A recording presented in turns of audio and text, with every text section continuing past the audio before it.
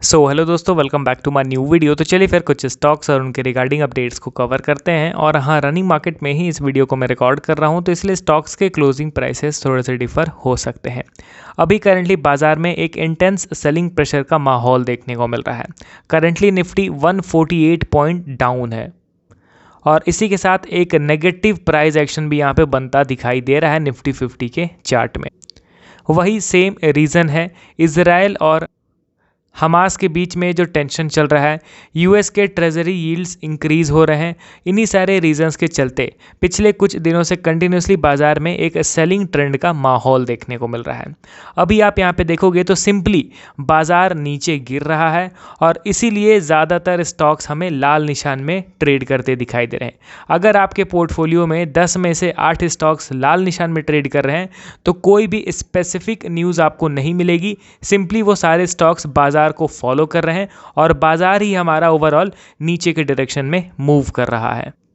तो stock specific news के बदले यहाँ पे अगर निफ्टी के चार्ट का एनालिसिस किया जाए तो वो ज़्यादा बेहतर रहेगा। अभी आप यहाँ पे देखोगे तो निफ्टी ने जब अपना नया ऑल टाइम हाई क्रिएट किया था 20,250 का, वहाँ से फिर कंटिन्यूसली निफ्टी में एक गिरावट देखने को मिली और एग्जैक्टली बॉटम पे आता है। यहाँ पे एक ड्रैगन फ्लाई डोजी क्रिएट करता है और फिर अगेन ये ऊपर जाता है।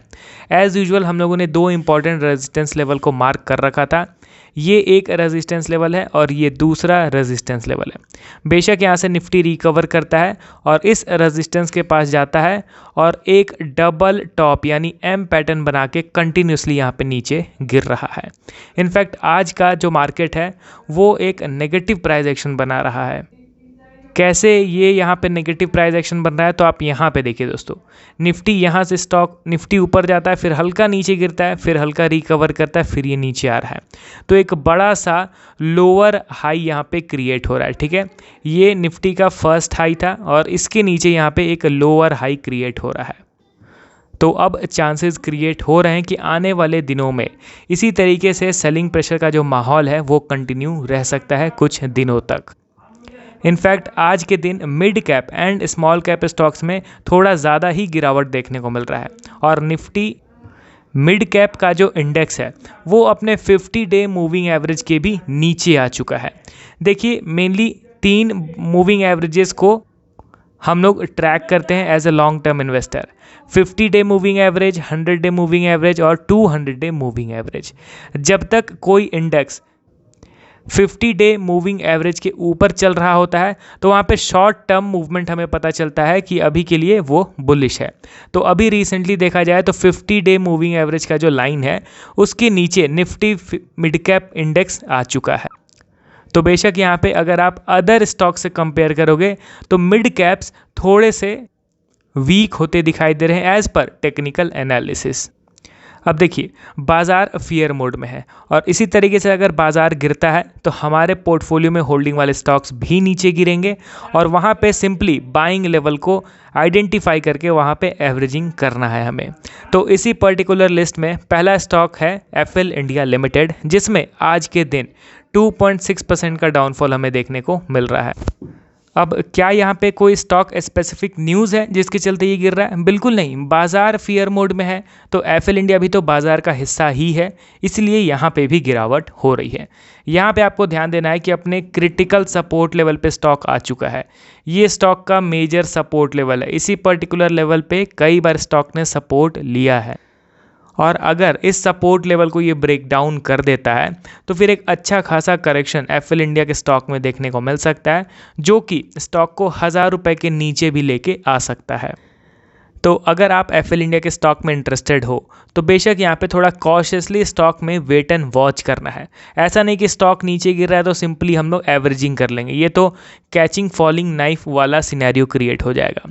जब तक कोई बुलिश प्राइस एक्शन न बन जाए स्टॉक को सिंपली यहाँ पे देखते रहना है और ये करंट सपोर्ट लेवल को ब्रेक डाउन कर देगा तो फिर जब भी खरीदारी करेंगे स्मॉल क्वांटिटी में ही खरीदेंगे, क्योंकि सपोर्ट लेवल के नीचे स्टॉक ट्रेड कर रहा है। तो इसलिए जब भी खरीदेंगे स्मॉल क्वांटिटी में खरीदेंगे और जब किसी मेजर रेजिस्टेंस लेवल का ब्रेकआउट दे देगा तब वहाँ पे शेयर में बल्क में खरीदारी की जाती है। अगले स्टॉक की ओर हम लोग बढ़ते हैं, मज़गांव डॉक। यहाँ पे देखा जाए तो आज के दिन 5.7% का डाउनफॉल देखने को मिल रहा है और यहाँ पे इस स्टॉक ने क्लियरली एक नेगेटिव प्राइस एक्शन फॉर्म कर दिया है। स्टॉक एक शार्प अप ट्रेंड में था और इस अप ट्रेंड के बाद आप देखोगे तो टॉप में यहाँ पे एक बहुत बड़ा रिजेक्शन कैंडल बना। इसका मतलब क्या है कि स्टॉक यहाँ से ऊपर गया और ऊपर से एक हैवी प्रॉफिट बुकिंग हमें देखने को मिला है, ठीक है। इसीलिए टॉप में एक शूटिंग स्टार कैंडल बना है। उसके बाद वहाँ से धीरे धीरे करके अल्टीमेटली स्टॉक नीचे के डायरेक्शन में ही मूव कर रहा है। तो जगह जगह आपको सपोर्ट लेवल्स भले देखने को मिल जाएंगे, मगर चांसेस कम ही है कि इन सपोर्ट लेवल से स्टॉक बाउंस बैक कर जाए। बहुत बार ऐसा होगा कि सपोर्ट पे आएगा, थोड़ा सा ऊपर रिकवरी दिखाएगा, लोगों को लगेगा कि हाँ स्टॉक अब यहाँ से अच्छा ऊपर जाएगा, मगर अल्टीमेटली थोड़ा सा रिकवरी करने के बाद फिर से स्टॉक नीचे के डायरेक्शन में ही मूव कर जाएगा। अभी ठीक उसी तरीके का प्राइस एक्शन बन रहा है। तो यहाँ पे मज़गांव डॉक में भी अगर आप इंटरेस्टेड हो तो बल्क में कभी भी शेयर मत खरीदना यहाँ पे, क्योंकि अभी यहाँ पे थोड़ा सा इंटेंस सेलिंग प्रेशर का माहौल स्पेशली इस पर्टिकुलर स्टॉक में देखने को मिल रहा है। तो जब भी खरीदेंगे स्मॉल क्वांटिटी में ही खरीदेंगे, क्योंकि देखिए अगर बाई चांस स्टॉक नीचे गिरा, सपोर्ट पे आया, एक बुलिश हैमर कैंडल स्टिक बना। अब ये तो बुलिश हैमर है प्लस सपोर्ट पे भी बना है, तो हम लोग तो यहाँ कुछ शेयर खरीद लेंगे, ये हल्का ऊपर जाएगा फिर रिवर्स करके इतना नीचे गिर जाएगा। इसीलिए यहाँ पे प्रोबेबिलिटी बहुत कम है सक्सेस का, इसीलिए स्मॉल क्वांटिटी में ही हम लोग शेयर खरीदते चलेंगे। और लास्ट स्टॉक हमारे लिस्ट में LTI Mindtree। Q2 के रिजल्ट्स कंपनी ने पब्लिश किया था, उसके बाद एक तगड़ा बाइंग मोमेंटम स्टॉक में देखने को मिला और आप देखोगे तो जितना ये स्टॉक ऊपर गया था वो पूरा बाइंग मोमेंटम को स्टॉक ने इरेज कर दिया है 2 दिन के डाउनफॉल के साथ। और ऐसा नहीं कि रैंडमली किसी भी लेवल से स्टॉक नीचे गिर रहा है, एग्जैक्ट अपने रेजिस्टेंस लेवल के पास जाता है और वहीं से एक सेलिंग प्रेशर देखने को मिल रहा है। तो बेशक अपने प्राइस एक्शन को स्टॉक फॉलो कर रहा है और प्राइस एक्शन यहाँ पे यही कह रहा है कि इस रेजिस्टेंस लेवल से इस बार हेविली स्टॉक को बेचा गया है।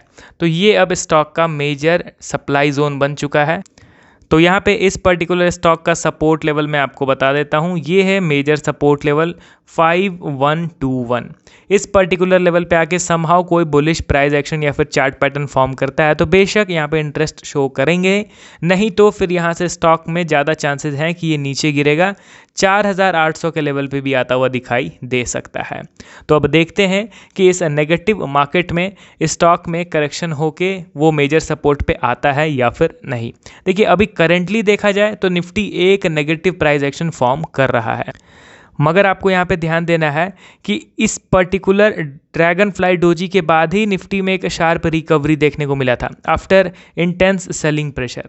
तो अगर इस पर्टिकुलर ड्रैगन फ्लाई डोजी के नीचे निफ्टी आ जाता है तो श्योर शॉट यहाँ पे एक अच्छा प्रॉफिट बुकिंग का सेशन कंटिन्यू देखने को मिल सकता है। तो सिंपली जब स्टॉक बहुत ज़्यादा नीचे गिरे तो यहाँ पर टेक्निकल्स को ज़्यादा प्रीफर करें तो बेहतर रहेगा।